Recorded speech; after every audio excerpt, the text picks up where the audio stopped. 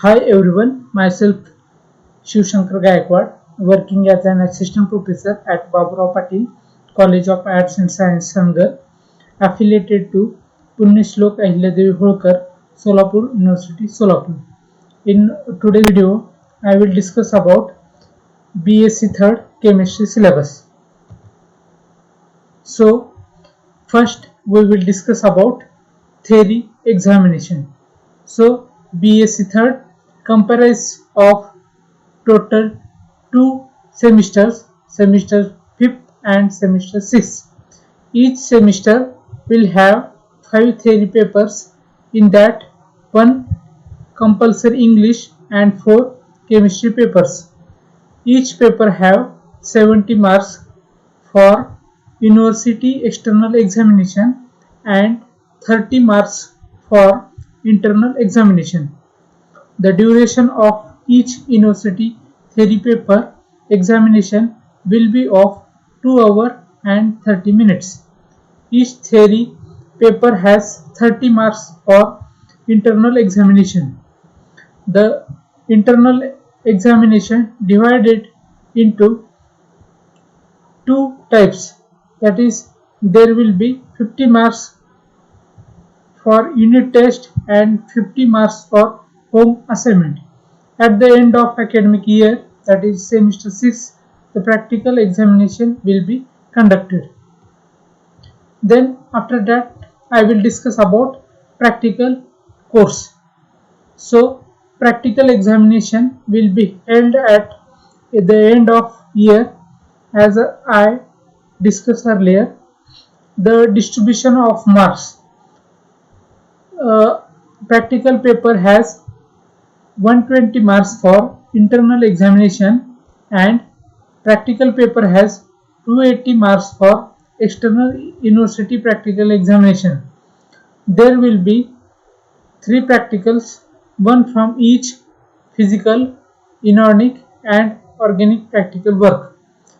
The mark distribution of 280 marks for external university practical examination is as follows. Question number 1, physical chemistry experiment has 90 mark. Question number 2, inorganic chemistry experiment has 100 mark. Question number 3, organic chemistry experiment has 90 marks. Total marks 280. The duration of practical examination is 3 days and at each day 6.5 hours. Practical marks distribution.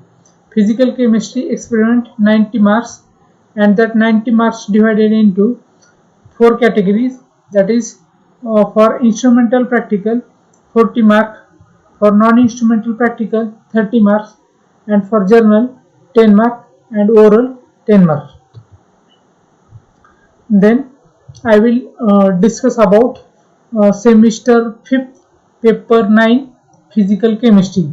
That paper has total credit 3, and after the ending of that semester I will discuss the paper of semester 6. So that paper has 3 chapters, in which first chapter is phase equilibria. That phase equilibria chapter consists of 5 points. In that, first point is introduction, second point is Gibbs phase rule. In that, phase rule equation and explanation of terms involved in the equation.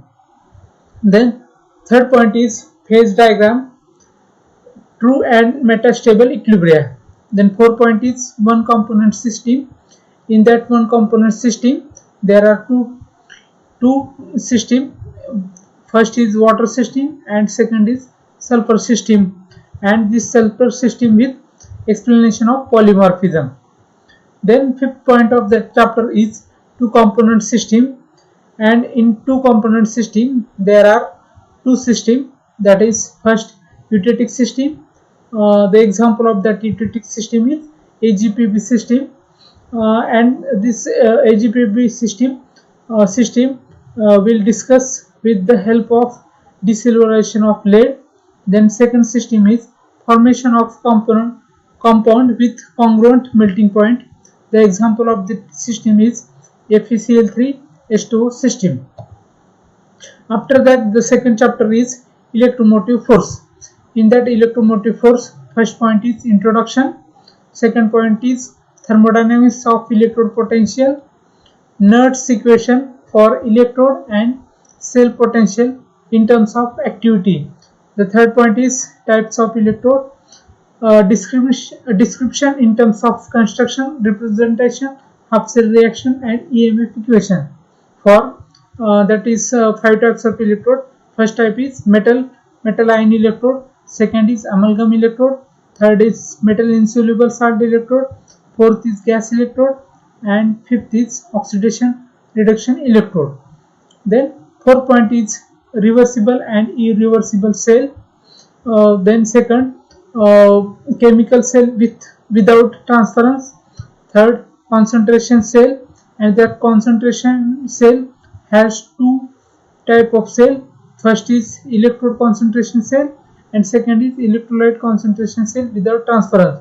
Then the electrode concentration cell divided into two types, that is reversible to cation and reversible to anion. After that, fifth point is equilibrium constant from cell EMF. Determination of the thermodynamic parameters such as delta G, delta H and delta S. Then sixth point is application of EMF measurement.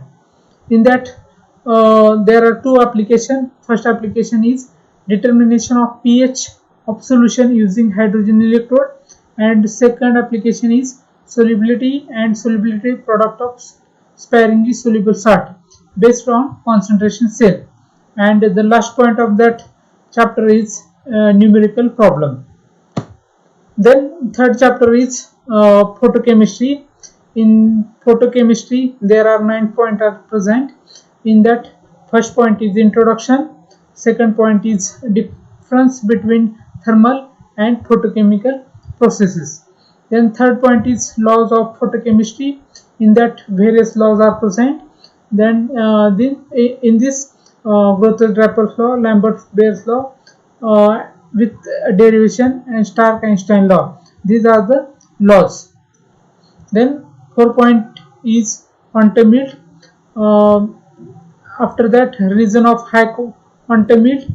The example of reason of high quantum yield is reaction between H2 and Cl2, and low quantum yield, that is the example of low quantum yield is a decomposition of HI and HBr.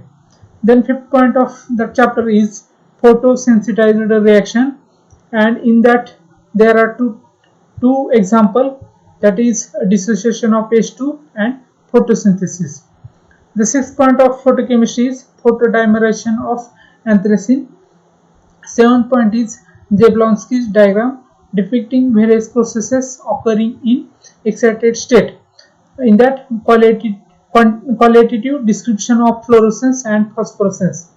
The 8th point of that chapter is chemiluminescence, and the 9th chapter of that 9th point of that chapter is numerical problems. Then after that, these are the reference book which you can refer to study this chapter. Thank you.